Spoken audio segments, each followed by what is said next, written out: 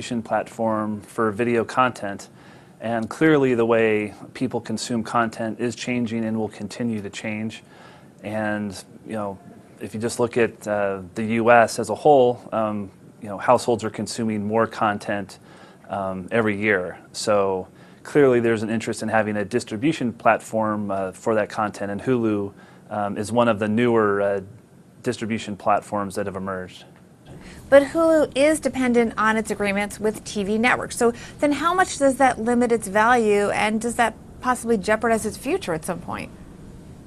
Yeah, that's a question about Hulu that we've always asked, even before this bidding process began, was our general view on media and video content is that the content is king. If you own the content, you have the negotiating power. So to take the owners of content out of the picture for Hulu, there's a lot of questions on whatever existing agreements are currently in place, how those would be renewed, and how other distribution agreements would go in the future if the current owners were no longer involved in Hulu as a direct owner.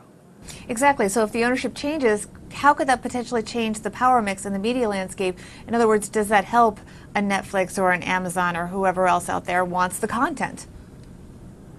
Yeah, that's a good question, and one that needs to be sorted out through this process. What I would say is Hulu currently is positioned a little different than Amazon and Netflix.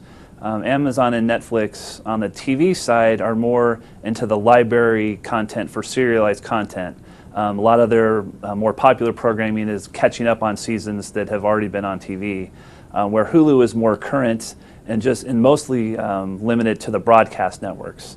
So there is a bit of a difference in terms of what niche each platform is trying to serve at this point, at least.